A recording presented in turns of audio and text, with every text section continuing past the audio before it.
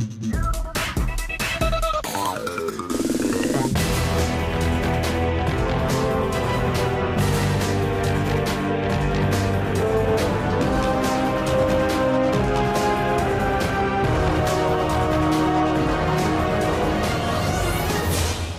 up YouTube, Dal here from Zephyr War Games, and today I'm going to bring you a budget tier list for side decking in this upcoming format. So obviously with this format we are going to be moving into stuff like splites, we're also going to be moving into stuff like Telemans, but we still need to deal with the current format right now, and that is of course Sword Souls, it's Punk Theory on Adventure, it is Sun Avalon Adventure, it's also stuff like Flunderees alongside Eldritch and everything else. So, if you do like this video, please smash that like button, hit that notification bell, and subscribe. I will show you the non-budget options at the end as well, and which category they go into, so that you can make the decision for yourself as to whether or not it is worth buying them or not. Most of the side deck cards are relatively cheap and budget and easy to pick up, so do not worry about that. So, the first one we're going to start with is we will start with Prankatops. Now, Prankatops is a card that was, I would say, was a near mandatory for going second in any of the side decks. Now that it is at 1, or it's been at 1 for a long time, it's kind of fitting within the category of heart of the cards. Now, what I mean by that is it's very specific that you want it going second. It's completely useless to you in your hand if you go first. That being said as well, considering it is a one-of, and unless you're specifically playing dinos, it is not searchable, it is all down to the heart of the cards. If you were to see this one-of card in your hand and you are going second, you are pretty much laughing, as long as you're not under something like a barrier lock, because it does give you the ability of being able to special summon him for free for first thing you do in the main phase. You've got a 2600 beater on the board and a quick effect to target and pop. Incredibly powerful card. It is not a mandatory in any of the side decks in my opinion because of its one-of abilities, but it still does get a job done. Moving on to the next one. The next one we'll do is Different Dimension Ground. Now, Different Dimension Ground is a trap card that when you activate it, any monster sent to the graveyard that turn is activated is banished instead. Now, with a card like this, it is very tricky, and what I mean by that is it's a card that does affect you as well as your opponent. So it's not like Dimensional Barrier where it pretty much says, okay, well, neither player can Fusion Summon or Synchro, but if you're not doing that particular one that you call, it doesn't affect you at all, it only affects your opponent. This one is kind of like, well, if your opponent cannot play when they don't have a graveyard, technically it's a turn ender. However, if you can't play and your opponent's able to like Dark Ruler and then clear your entire board, it really gets rid of all of your recursion. It is also a card best going first, because if you go second with a card like this, unless you're able to destroy your opponent's board during their turn, and what I mean by something like that is you're looking at something like Torrential Tribute, you're looking at something being able to summon a Black Rose Dragon during that turn, it's obviously going to be better going first than it is going second. That being said, when you look at stuff like D-Shifter, which I think is deck specific, but you look at stuff like Macro Cosmo, Dimension Fissure, the reason that they're not on this list is the fact that they actually are continuous, so it lasts for the entire duel while they remain face up. Whereas I think with something like Different Dimension Ground, yes, it is techie. It's not something that I would definitely be putting in all of my side decks, which is why it's something I don't want to put as a turn ender, but it will end a specific turn. That being said, it is deck specific. What I mean by that is if you do not care about any of your monsters going to the graveyard, so for example, if you're playing Eldritch and you don't feel that your opponent's going to be able to put your Golden Lord into the graveyard to be banished, you don't care about your traps going to the graveyard because it's only monsters that get banished. So it's very good for that, but it is deck specific. Moving on to the next one, let's go with a monster. Let's go with Token Collector. Now, Token Collector is definitely a card that is being utilized massively in this current format. And the reason it's so good is not only is it shutting down Sword Soul decks outright and they're unable to play unless they're able to go through the full Tenyu route to then clear it off, but it is also a card that can be used against the Brave package that straight away shuts off that Omni Negate they're going to get off the back of the Griffin Rider, and it also shuts off the ability for them to be able to spawn the token, providing them with a 2k, whether it be a monster or a card that can be used to link summon with. It does have the utility of being a hand trap, so it can be got the scent going first or second. It can also be utilized best because you can Foolish Burial it. The fact that it can summon itself from the graveyard as well as being summoned from the hand is absolutely insane. I would like to say that it is a turn ender in the form of Sword Soul if they do not have the the 10-year plays to back it up, and it really can hurt any deck that needs to generate tokens, whether it be in the form of the Brave package. It's something that you probably put 1 or 2 or maybe even 3 of in the side decks right now. Currently, if I'm playing a deck that is utilizing something like Foolish Burial or Rise of Dragon, it's going in as a 1-off. If I'm not, and I know my locals is going to be Sword Soul heavy, I would still put this in at 3, especially when there's a lot of representation at the higher level events of Sword Soul. It's a card that is pretty much in the majority of side decks. Let's move on to the next one. And the next one will be is a techie card. Now this is called Silent Graveyard. Now Silent Graveyard, you discard 1 card. It is a quick effect spell card, and any card effect that activates in the graveyard cannot be activated this turn. So that's what's really, really cool about this, is it is a quick effect that shuts off the graveyard. Now, again, it's obviously going to be great going second, but because it's a quick effect, you can also use it going second during your own turn if your opponent is putting stuff in the graveyard that starts to cycle round, loop round, and do everything it needs to do. It's not a turn ender, in my opinion. It can be very, very damaging. I just feel right now, at this exact moment in time, there's not a lot of decks that are going absolutely crazy. Yes, if you play this against Sword Soul, it means all of their 10-year effects in the graveyard are pretty much going to be dead. But remember, they can actually banish the 10-years from the hand. I believe it will also stop the Sword Soul monsters that trigger in the graveyard. So the Long One to burn, the Moyu to draw, and the Tire to Foolish Burial. So it's actually really, really good in that sense. It can also hurt the Punk Engine, but I believe the majority of that one will actually trigger in the hand. So the Foxy triggers in the hand, whereas I believe the revival effect of the Chaos Ruler, Jet Synchron, and the Deer Note will all trigger in the graveyard. So it can be very, very good against that as well. I wouldn't say it is a full and out turn ender. I wouldn't say it's the last possible option, but I would probably say it's deck specific and access specific. It's not a card that you are seeing in most side decks right now, purely because yes, it still requires that discard. Yes, it shuts off the graveyard for both players. And yes, it is specific to only being activated effects in the graveyard. So when you narrow it down to the other cards that might be able to resolve in the decks that can play through this, it is going to be very, very specific into how effective it can be. But it is a very spicy option that a very few people are actually expecting, so that should you actually drop this against your opponent, they might be like, whoa, hang on, who? And it will slow them down and possibly end their turn. Let's go on to the next one. The next one's going to be a twofer. Now, what I mean by a twofer is it means it's going to pretty much rely on 2 cards. So if you were to put this engine into your side deck, you are looking at using 2 cards. So for that one, we are looking at Zombie World, and we'll also be looking at Necro World Banshee. Put them there side by side. Now, the reason this combo is so good is because it can be very, very damaging against specific decks. Now, it can be an incredible shutout against Flunderies because they then cannot tribute because none of their monsters are going to be zombies. It is incredibly powerful against the Sun Avalon variant with the Furions because they do require all of their cards to be plants unless they are playing the Brave package or they get into their Furions early doors. So it can be very, very damaging. It can also be very, very easily accessible because it can then be sent off of stuff like Rise of Dragon, Foolish Burial, because you send the Banshee, you banish the Banshee, you then get to activate the Zombie World directly from the deck. Now, I wouldn't say it's heart of the cards because you don't really want to draw it, but I would say that it is, of course, best going first as well, because going second can be a little bit tricky. It can still hurt the Flunderies going... if you're going second, if you're able to activate this, as long as you're able to kind of break through a barrier statue and go from there.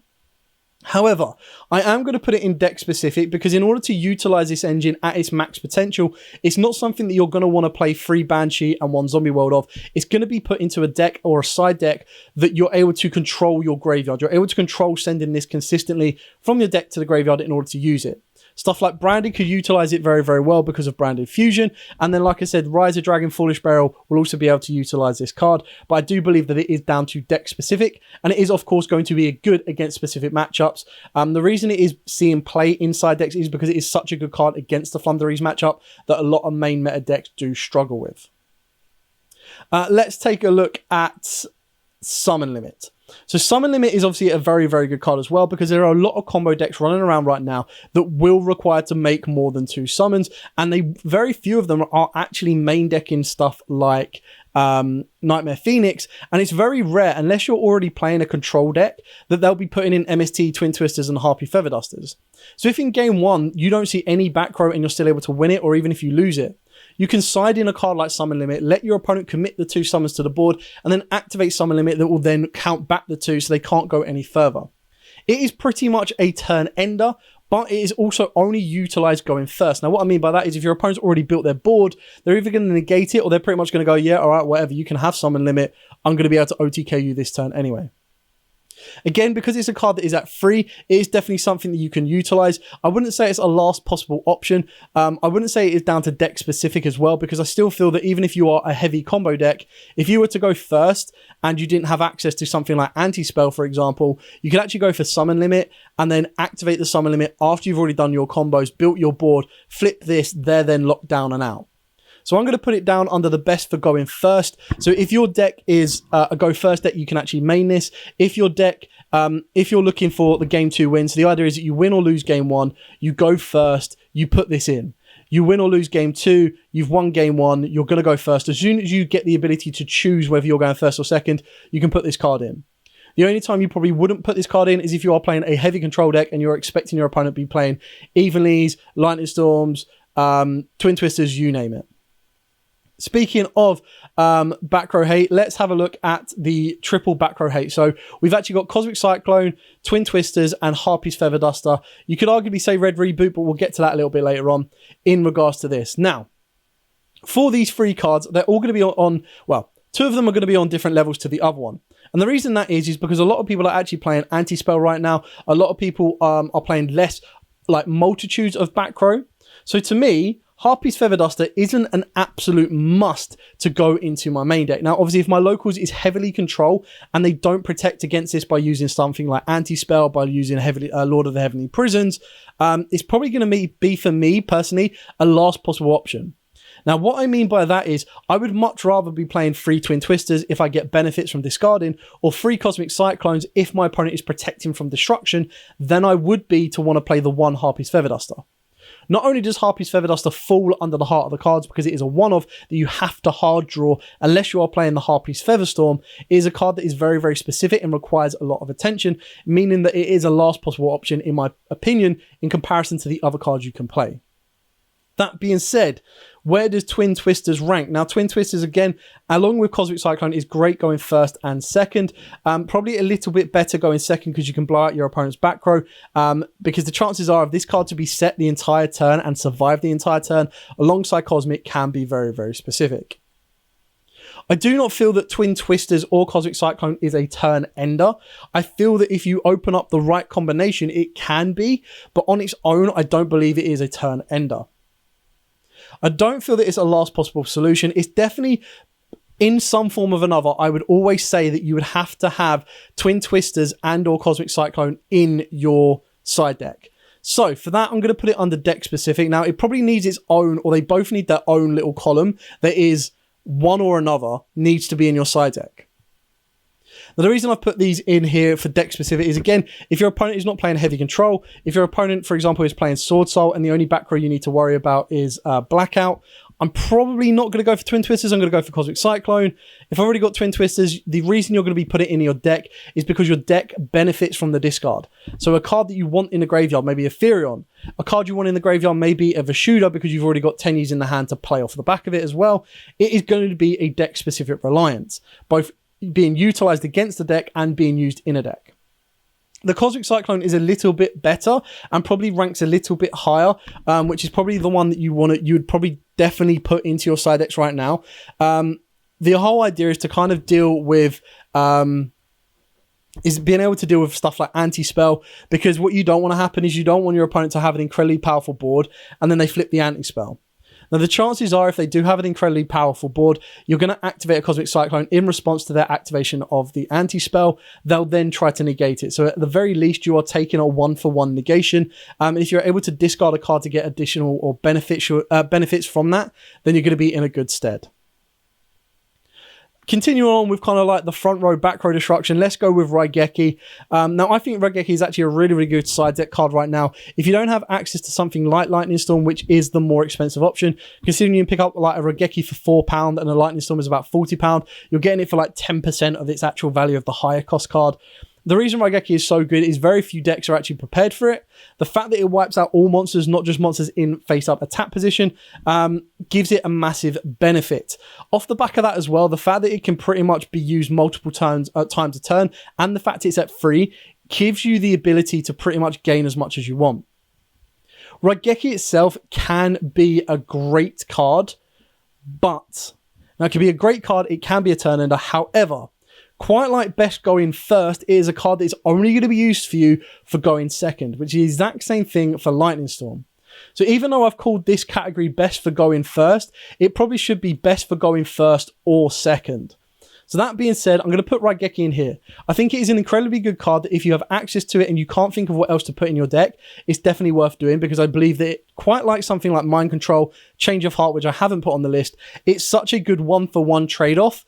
And even if you do a 1-for-1 trade-off of the negate and then activate a second Raigeki, if your opponent has monster effect negators on the board, a Raigeki will clear that board out for you, as long as they can be destroyed by card effect, which is the only other downside. Still, a Dark Ruler no more and a Raigeki can be incredibly powerful. Let's go for the triple threat on this one now. Now, the triple threat is going to be Rivalry, There Can Only Be One, and of course, Gozen Match. Now, with cards like these are probably the OG floodgates for something along these lines of restricting attributes, restricting types. With a card like these, they can be turn enders, especially when you look at something like Tikaboo. You flip that against a Sword Soul deck, that is game over.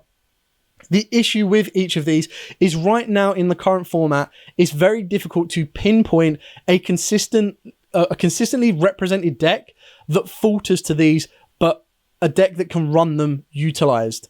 And what I mean by that is Eldritch, of course, can utilize all three of these floodgates. So it's very, very good, very, very powerful. However, when you look at the alternative matchups, yes, they can be good against these Brave Furion kind of hybrids, because they all run different types, they all run different attributes. Tikaboo would be less effective. But then if you're going to use Rivalry or Gozen against a Sword Soul deck, Gozen's obviously going to be better because they utilize waters, but then straight away, as long as they're able to kind of get into something else, they might be able to deal with it. Something like a Vishuda from the graveyard is always going to cause issues, but Gozening them when they have Vishuda on the board means that they have to send the Vishuda from the hand. They can't go into Monk. So, yes, they are best going second. However, I do feel that all three of these cards have a very good ability to break a board. And what I mean by that is, if your opponent gets lazy, if your opponent does not leave an Omni Negate on the board, if your opponent allows you to flip any one of these trap cards up when they already have an established board and they do not have a negate on board, it will crumble their board. It will bring everything back down. When you're looking at people leaving on a Baron and they've already used their negate, you flip a Gozen or a Rivalry, they will be forced to then get rid of their Baron or keep the Baron to pop the trap card and then go from there. So, I feel that all three of them, it is right to say that all three of these fit within the deck-specific criteria. Of course, they also fit within the best going first/second option, but like I've already mentioned, I feel that they have the balance or the best options for going first or second, and is going to be better than Summon Limit. Summon Limit is something that has to be happened and then like, it can't break a board, whereas I think the Gozen, Tikaboo, and Rivalry can do. I don't feel that they go into all side decks right now, so I definitely feel that they fit more within a deck specific, because it's going to be specific against who you're facing and the deck that you are playing. Okay, carrying on with the theme, let's go with DD Crow. Now, I feel DD Crow is incredible right now. I don't feel that it is an out-and-out turn ender on its own. However, I do feel that hitting the right target with DD Crow can be incredibly powerful. The fact that DD Crow can target monsters, spells, and traps is also amazing, because it does mean that you can take out an Engage from a Striker player. You can also try and take out a Sanguine from an Eldritch player if they've already used it that turn. You just want to make sure you don't target a trap that can then be chained to it, because then your DD Crow just goes, that was pointless. It can also target the Chaos Ruler in the Punk version. It can also target Loki or Loki in the Plant Furion version as well. In Drytrons, it can hit any of the Drytron monsters that are put into the graveyard, so like an Alphas. It can hit Bentens and make them miss timing. I think the card itself is incredibly powerful. I don't think that it's much for a deck specific, because I feel that it can actually go in multiple decks. So I feel that it is definitely going to be going more towards the turn enders, because at the right time, at the right moment, a DD Crow can end a turn. It can actually make your opponent go, oh wow, I wasn't expecting that. So for example, if your opponent played Branded Fusion and they send Fairy Tale Snow and they send Albaz and they summon out Albion, you'll know they're going to try and go for the Banish from the graveyard. So if you DD Crow that form of Albaz, their turn fizzles. You activate Branded in red. You DD Crow the target, Branded in red fizzles. Branded Banishment fizzles. It's such a good card that can end turns at the right time, at the right moment, which is definitely why I'm going to put it in the turn enders. And the fact is the hand track can be used both going first and second. Moving on to, let's go for a trap card. Let's go with Antispell. Antispell, I don't know what more to say about this. This card is absolutely insane right now. In this current format, it puts in so much work. Not only can it protect you against stuff like Dark Rulers and force your opponent to early door standby phase, activate any back row hate they might have, or of course activate Forbidden Droplet, but it also forces your opponent or protects you from any of their plays that want to go forward. So Branded Fusion, goodbye. Rite of Armoricia, goodbye. They're not going to be able to use it. They're going to have to set it a turn. And by the time you've flipped an anti-spell on them, the chances are you've already built your board. So you're going to break their board and OTK the next turn, or you're going to break the cards they've just set and then get them to start all over again. So Antispell is definitely a turn ender, but that being said, I feel that because it is a side deck card, it is something that is going to be going better going first. It is a card that is not so much used to you going second, unless you're able to break your opponent's entire board, set the Antispell, and then go from there. Yes, it can fit within the turn enders, but I do feel that if you do not have the capability of clearing the back row off or whatever they have set, especially shown in the finals of the UK Nationals, it doesn't always guarantee to end the turn. It will cause huge amounts of issues, which is why it is better going first than being an overall turn ender. Speaking of which, the card that a lot of people are afraid of because of the rules in regards to the main phase, that the first thing that happens in the main phase will be turn player priority. We're going to talk about Dark Ruler no more. Now, I'm just going to put this straight up here. Yes, it's deck specific, but it is a turn ending card. It literally ends that opponent's turn, because that opponent would have spent so much time building up all these Omni Negates, all these interruptions, and you just get to go, Dark Ruler, and they go, okay. So unless they've got back row, it ends their turn of interaction. There's no way that they can interact with your board, interact with your plays. It's so good, I ended up putting it on the list twice. There you go. So I'll put them side by side. It's such a good card. It's incredibly budget. It's had like 4 prints or 3 prints right now. Two being in the structured deck, so you should definitely have your copies of these. If you don't have Forbidden Droplets in your Go second deck, you can very easily put Dark Ruler no more in. It's an incredibly powerful card when you're comboing this off with something like Harpy's Feather Duster, Raigeki, anything like that, because it then says, turn off the board, blow up the board. Incredibly powerful. It's definitely a turn ender, which is why no arguments is going straight in at the top. We're then going to look at Dimensional Barrier. Now, this is the card that is, again, comes in and out of formats depending on what's being used. Right now, this specific format, it fits within pretty much 3 categories. It fits within deck specific, because it is only going to be good against a deck specific deck. So Sword Souls, Branded, Punk Furions when you shut out their synchros. It is also a card that is best going first because it can be utilized, or it can't be utilized as much going second. However, that being said, I'm always going to try and put a card into its highest rank possible, and that is turn enders. If you flip this against a Sword Soul deck, turn over. You flip this against a Branded deck, turn over. You flip this against a deck that relies on a specific mechanic. Unless it is Link, turn is over. You can do it against Drytrons, it shuts off their rituals, but they then still have the abilities to go through XYZs. If you're worried about Zeus, flip this, turn over. It does give you that ability to protect. It also gives you that ability, as long as you are not playing the same deck, to utilize your effects as well. Such a good card. Again, just been reprinted in the Albaz structure decks. Incredibly budget and very easy to get. We'll then go with board breakers. So we're going to go with Lava Golem and Kaijus. Again, these are pretty much going to be on two different areas of the field. Now, what I mean by that is Kaijus, and again with Lava Golem, are best going first or going second, because there's no use for a Kaiju or a Lava Golem if you are going first. That being said, the majority of decks right now are actually only leaving at least 1, if not 2, monsters on the board, which is why I'm going to put the Kaiju under the last possible option, because I feel that something like a Lava Golem or a Ra Sphere mode is actually going to be more specific for you. I've seen a couple of videos online where people actually use Small World in order to get to a Ra Sphere mode. I feel that Lava Golem is going to be your more successful option. It is incredibly good in the high level meta decks, because something like the Branded option, or something like, not the Branded option, sorry, but even in the Branded option, it can still work. Something like Branded, where they don't actually have to use their normal summon. Something like Punk Furion and obviously Plant Furion, where they can rely on stuff like Unexpected Die. They can rely on stuff like E-Telly. If they're able to save their normal summon, or even El Lich, a Lava Golem can be a turn ender, because straight away when you look at a Sword Soul, you get rid of their Baron, you get rid of their Yugioh. When you look at the possible Calamities lock or the possible Scythe lock, you get rid of the Halley Firebrax, and then you get rid of the Abyss Dragon or the Baron. Straight away, you're getting rid of 2 of their negates that they then are not able to protect the remainder of their board with, and it's the first thing you do during the main phase. Quite like Denko, even if they try to stop or negate the summon, the Lava Golems already rip those 2 cards apart. The only downside of it is you're giving them a 3k beta, so you kind of want to deal with it, but it's also a very good card to give your opponent in time, because then you go to them, they draw, standby phase, burn for 1,000, and unless they rush the battle phase and know that they're going to be able to do more damage, it'll pretty much win the game from there. So, I'm going to put the Lava Golem in the best going first / best going second. I do feel that it is a turn ender as well. It is deck specific, but I feel that it's a card that if you're able to use it and not worry about your normal summon, you can actually cause a huge amount of problems with this. I'm going to try and speed back through this. So Nibiru. Nibiru is an incredibly powerful card. It's a card that I'm actually seeing a lot of people actually main deck because very few people are prepared for it. More people are prepared for it for game 2 and 3 because they expect it to come in if they are a heavy combo deck, but most people are putting up protection for it as well.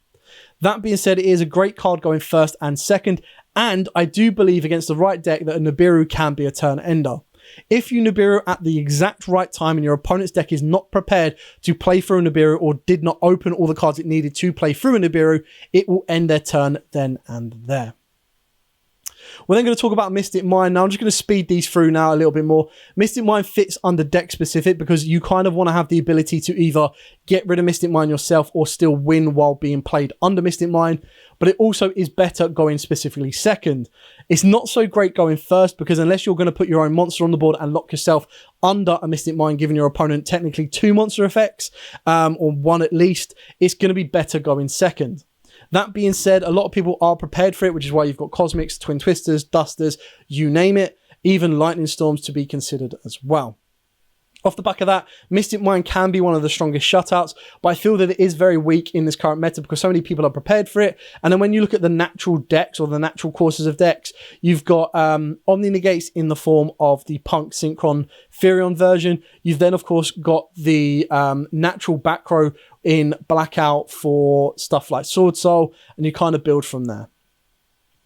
Carrying on, we'll go with Foolish Return. Now, I feel Foolish Return is a last possible option. Now, I know it's actually had a lot of hype right now, but I feel that it does the exact same thing that DD Crow does, but it's a quick effect rather than a hand trap. So, like, the hand trap can be played during my turn or my opponent's turn, whereas Foolish Return can only be played during my turn because it's a quick effect unless I set it that turn. So, I'd rather have DD Crow, even though if I have DD Crow, I'll be worrying a bit more about like a Call by the Grave or a Crossout Designator, but I feel DD Crow does it a little bit better. They both target, so they both have the same fragilities. I just feel that DD Crow is that bit better. Let's look at, this one is called Blizzard. So Blizzard, you target a spell or trap on the field, or a face-up spell or trap on the field. You negate its activated effects until the end of the turn, and you return that spell back to the hand. So this is a great counter for something like Mystic Mind, because they won't be able to activate it again that turn. But it also stops Forbidden Droplet and Dark Ruler no more. However, it is also a Heart of the Cards option. I believe it is a last possible option as well. I would much rather play something like Crossout Designator, but if you don't have Crossout Designator, you can play Blizzard. It does require you not to have, or the benefit of it is it doesn't require you to have a Dark Ruler in your deck already for Crossout, something like Crossout. Super Poly, I'm just going to slap straight into deck specific. It is a turn ender because you can pretty much help push for an OTK if you're going to use your own monsters. You can help break a board if you're going to use your opponent's monsters. The issue is a lot of people have got smart to it, so very few brandy players are actually losing to it. And even then, it's going to be specific. It means you would have had to already adapt your extra deck for it to accommodate the Super Poly targets and then continue to break the board. It is a very good option. It will come down to, do you have access to it as well? The fact that it is a quick effect does mean, or a quick play, it does mean that it can go around something like Antispell Fragrance as well. But it is something that is very specific to the deck you are playing and the deck you are facing. We will then look at Evenly Matched. Now, I still consider Evenly Matched to be a budget option. It's like £8, an ultra rare, and I expect it to get a reprint sooner or later. The best thing about it is it's best going second. I still feel that it is a turn ender. If you successfully resolve an Evenly Matched and your opponent has not prepared for it or is not ready for it or hasn't been able to kind of conduct anything to protect it, or you just go Dark Ruler evenly, it ends their turn, it ends the game, because they would have burnt so much resource that unless they've held resource back for the specific fear that they will get even lead, they're probably going to lose from that point on. That being said, it is a card that is useless going first. If your opponent was to just go, okay, T-set pass, it's completely dead. So it is a card that is better going second than anything else. I don't feel that it is deck specific. Like, I put it in most of my side decks because I just feel that so many times, unless my opponent's bricked, they're going to be building a pretty decent board. Opening up multiples is not the end of the world, because if they omni-negate the activation, you can just activate a second evilly and continue to clear the board. Let's go for Red Reboot. I think Red Reboot is a turn ender. It will end you the game. It will win you the game, but it also falls under deck specific, and it's probably going to be more heart of the cards than anything else. It's one of those cards that is deck specific, because if your opponent is not playing a control deck, or you're not worried about Antispell winning them the game, or Red Reboot winning the game, or anything like that, you're probably not going to play it. It's a one-off that is not searchable. Yes, there's reasons that the card like Harpy's Feather Duster, Prankertops, and Red Reboot are one-offs, but that being said, it is still the heart of the cards. If you are to put this in from your side deck and you draw it, it is the heart of the cards, or you're cheating and you stacked it. More so the heart of the cards. Incredibly powerful card, but I do not feel that it is a consistent turn ender of a lot of meta decks. It is a consistent turn ender if the meta or the local environment you're playing at is a control-based area. Moving on, we've got 3 left, and then I'll go over the expensive ones. So Necro Valley. Now, Necro Valley actually has great synergy right now for most decks, because it actually negates any effect that moves a card from the graveyard. So that's adding it back to the hand, that's banishing it, that's moving it back to the deck. So it's pretty much a ghost spell on legs, or ghost spell in a field zone. To me, it is deck specific. I feel that it is along the same lines as something like Mystic Mine, because it is something that will be more utilized going second or going first if your opponent is trying to move cards around in the graveyard. Again, you look at stuff like Punk Furon, you look at stuff like Earth Machine, you look at Drytrons, anything like that, it completely shuts it down. However, quite like Silent Graveyard, it needs to be in a deck that can easily either A, get rid of it, B, build such a powerful board that you don't care about your graveyard, you activate it, and then it's another thing for your opponent to worry about, along with all the other forms of interruptions, bounces, you name it. Or it's going to be in a deck that you can play through it with. Very few decks right now can actually play through it or utilize the ability. Like I've already said, Rogue of Earth Machines, meta of the Punk Furons, the Brave Furons, the Drytrons, Eldritch even moves stuff in the graveyard as well. So it's one of these ones that's very deck specific, because it's great against a whole raft of decks, but it only benefits very, very few. The penultimate card before we get onto these is, of course, Artifact Lancia. Now, right now, in this current meta, in this moment in time, the only thing that I feel that is really going to stop is, it's only really going to stop that Chaos Ruler being summoned. It's probably only going to stop that Bengal Answer coming back from the graveyard. So it is, unfortunately, in this current format, for me, a last possible option. Yes, it can be good against Phantom Knights. However, the reason that it's gone for last possible option is that I feel something like Droll and Lockbird, which I'm putting straight into turn enders, is just such a good card.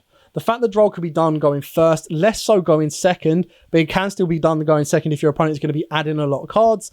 The fact that it's such a good matchup against Flunders, it has such a good matchup against Punks, the Sun Avalon route as well. It can hurt certain matchups like Drytrons, it completely shuts off. It doesn't hurt Sword Soul as much. It doesn't hurt a specific branded matchup, but if the branded deck is actually utilizing the Allure version, it can be incredibly powerful. Right now, in this current format, Droll is a 3 of in my personal side deck, alongside stuff like Token Collector, Dark Ruler, D-Barrier, Nibiru, DD Crow, even Antispell is something to be considered. So that is it for all of the budget cards. I'm just going to whip through the last 3 cards, because the last 3 cards are not budget. That's Lightning Storm, Crossout Designator, and Triple Tactic Talents. Crossout and Talents are about 20 to 25 each, and then Lightning Storm is about £40. Now, Lightning Storm is only good going second. It can be good because it's not about just going it's not good just about back row or front row. It can actually deal with both. But I feel that a card that isn't an automatic turn ender is still very good, but it does need to be going first, ideally, unless you're going to start setting all of your cards to be able to activate it, which puts you out of the way in order to do so. Crossout Designator, again, I feel is deck specific. And the reason I'm putting it in deck specific is for the pure fact that in order for you to side it in, if you're not already maining it, you need to be worried about a very specific card, something that's already in your sideboard or your main board, like Droplets, Dark Ruler, or Nibiru, And on top of that, you kind of want to make it as consistent as possible. So you want to be able to main deck as many of the hand traps, stuff like Ash Blossoms, Ghost Bells, Veilers, Imperms, you name it. It's best utilized in a main deck of a card that is like a 60 card deck, or a deck that is utilizing the Brave engine, because you're giving yourself as much consistency and possibility to successfully resolve it where at all possible.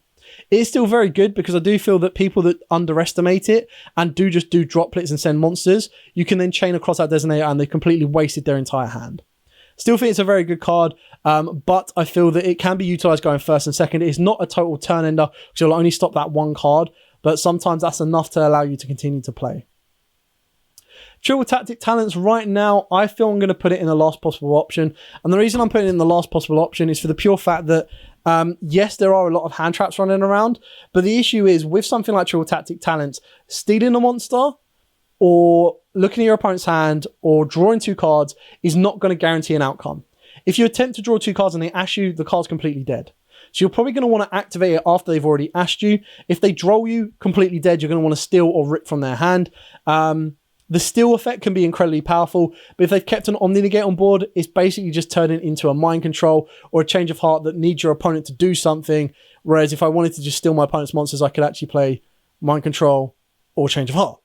So I feel that it is a card that I don't absolutely have to have in my side deck right now. I know a lot of people do put it in their side decks and it does do well for them. But I feel that it is such a specific card that the fact that you need to rely on the main phase, I feel that if you've got the option, you're probably going to want to have Dart Ruler, or you're going to want to have Droplets if you have access to them, a lot more than you're going to want to have Triple Tactic Talents. Anyway, that is it for the entire video. I hope you found this informative. I hope it's given you a breakdown and understanding of the side decks and what you may or may not want to use, and try to keep it on as much of a tight string budget as it possibly can. A lot of these cards up here, if you don't have access to, are cheap and easy to pick up, but I would like to think that even if you don't have access to some of these budget cards, you'll have access to some of the alternatives. When you're looking at stuff like, well, I don't have Mystic Mine, or I don't want to play Mystic Mine, but I've got Necro Valley, or I haven't got Summon Limit, but I've got DDR. Or I don't have DD Crow, but I've got Silent Graveyard, Foolish Return, and vice versa, and so on and so forth. Anyway, thanks so much for watching. Don't forget to like, comment, subscribe, share. Till next time, guys, as absolutely always, stay safe. And of course, happy dueling!